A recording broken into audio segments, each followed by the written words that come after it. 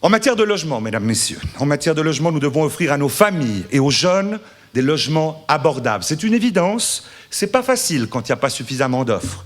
Nous devons soutenir le développement à la Praille, à Cassia-Vernay, et y proposer la réalisation, aujourd'hui, et le plus vite possible, d'immeubles intergénérationnels, des logements mixtes, qui permettraient d'ailleurs aux couples, aux familles, ainsi qu'aux personnes âgées de vivre ensemble.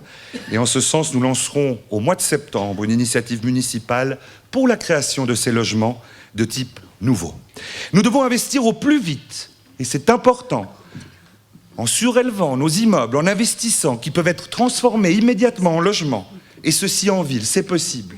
On nous l'a démontré, le PFL récemment encore. Oui, nous devons construire là où c'est encore possible. Nos jeunes et leurs familles souffrent de la crise du logement. C'est un doux euphémisme. Les personnes âgées d'isolement et de solitude, manque de sécurité.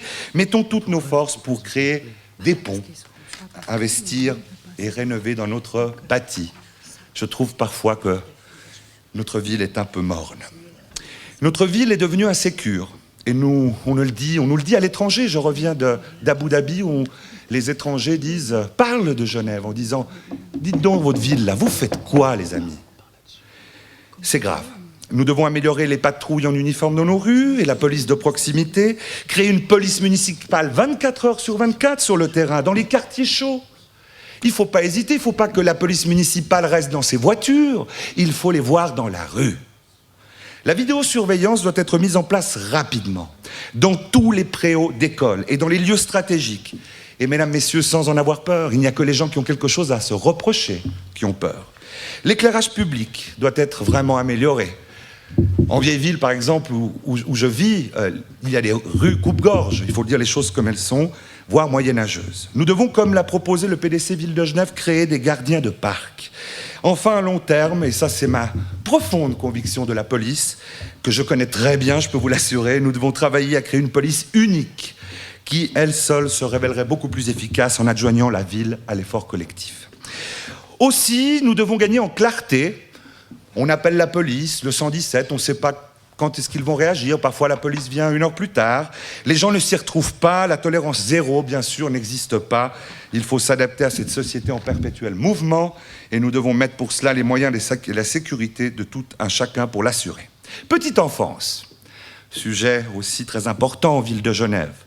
En ce qui concerne, mesdames, messieurs, la petite enfance, il est évident que notre ville doit impérativement poursuivre ses efforts.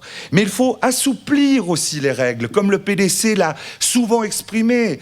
Et même s'il y a des gens qui combattent ces idées d'assouplissement, il faut permettre aux entreprises aujourd'hui de créer des crèches d'entreprise. Il faut une meilleure harmonisation aussi. Et pourquoi pas demander aux cantons qu'ils s'en mêlent. Nous devons cela. C'est l'avenir de notre pays, les enfants sont notre capital, nous devons ainsi nous perpétuer et prospérer, créer les conditions cadres à l'accueil des futures générations. Sans enfants, pas d'avenir. Les jeunes, je n'oublie pas les jeunes, il y a des enfants, mais il y a aussi les jeunes sur le plan sportif. Un jeune qui traîne, ce n'est en tout cas pas un jeune qui s'entraîne. Ça, c'est le moins qu'on puisse dire. À ce titre, cela nous tient très à cœur et nous devons injecter de l'argent public pour amener les jeunes dans le sport qu'ils aiment.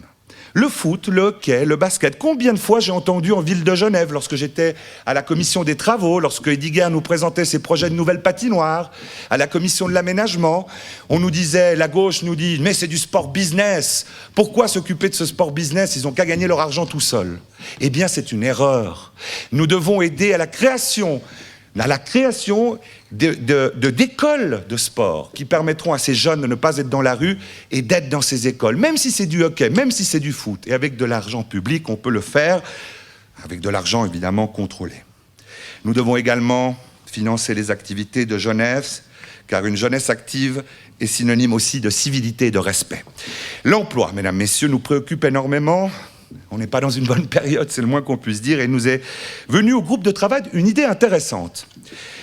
Au lieu de supprimer la taxe professionnelle, comme on l'entend très souvent, pourquoi, à travers un règlement municipal par exemple, ne pas alléger la taxe professionnelle aux entreprises qui participent à l'effort collectif et leur permettre, tout en faisant justement des économies, d'engager des personnes en fin de droit, de former des jeunes apprentis. Ainsi, nous pourrions faire d'une pierre deux coups, en somme. Nous sommes des démocrates chrétiens, c'est une idée très démocrate chrétienne, la tête à droite, le cœur et les responsabilités sociales à gauche.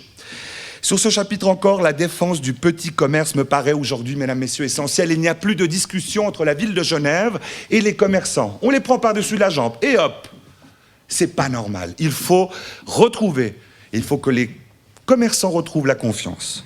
Et nous devons créer une délégation pour pouvoir parler avec eux.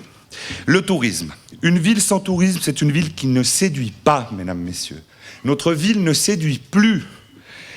75% du tourisme est un tourisme d'affaires. Il n'y a rien d'ouvert. La ville ne participe que très peu au tourisme de masse.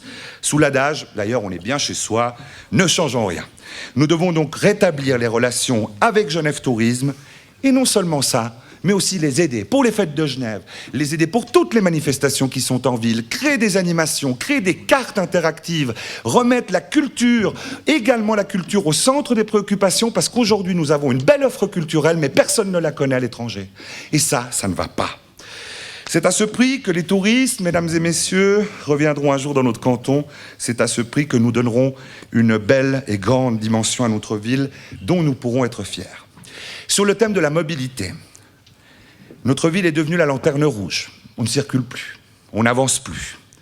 Nos rues sont bloquées par les travaux, la ville fait la guerre à la voiture, sans développer en parallèle des transports ou un réseau de transport super cohérent. L'échec patent de certains aménagements chicaniers n'a fait qu'aggraver la situation. D'ailleurs, vous l'avez vu, il n'y a qu'à sortir, comme la gare Cornavin, la rue de Lausanne. Les familles disposent de moins en moins de places de parking et on leur refuse de se parquer en sous-sol. Cela ne peut plus durer. Je propose la construction, avec notre groupe de travail mené par Odette, une construction intelligente des parkings en centre-ville. Permettons aux gens, lorsqu'il y a de nouvelles promotions, de construire en sous-sol pour les habitants et pour les visiteurs. Nous relancerons par exemple le parking de la rôtisserie, celui de la Place Neuve, sans oublier non plus la mobilité douce, qui doit aussi être encouragée. La voiture, si on n'en a pas besoin, il ne faut pas la promouvoir, mais il faut promouvoir une qualité de vie qui s'appelle le libre choix des transports, et il faut le défendre, le PLC l'a toujours fait. J'ai un petit coup de cœur, et ça c'est mon petit coup de cœur, c'est sans aucun doute la rade. Elle est morne, je la trouve triste, bien que magnifique, comme ça, flanquée de cages à lapins bleus, en forme de containers choqués. Notre ville, vous en serez d'accord, mérite mieux que ça. Il faudra donc, selon nous, lancer un concours de rang international pour l'aménagement des quais, mais aussi pour la création d'un quai marchand aux eaux vives. C'est aussi à ce prix que nous pourrons redonner à notre ville la couleur, la beauté, l'éclat qu'elle mérite enfin. Zurich y arrive, Lucerne y arrive, nous n'y arrivons pas. Bon, pour terminer, chers amis, j'aimerais vous dire ô combien il est désormais important de rétablir les relations, des vraies relations entre la ville et le canton. Elles sont mauvaises. Je pense qu'une grande partie de nos problèmes, moi-même en tant que constituant, je le vois, surgissent de cet état de fait de mauvaises relations entre la ville et le canton. Nous devons changer cela.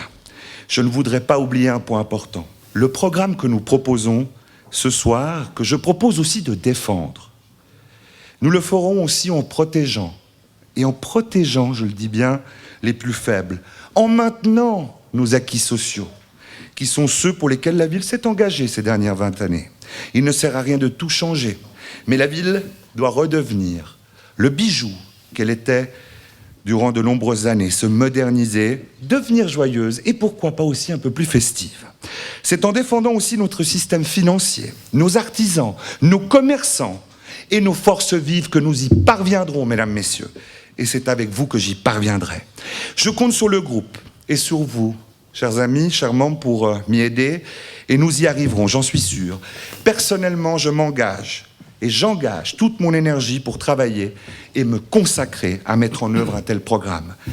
Merci pour votre attention. Vive le PDC, vive Genève!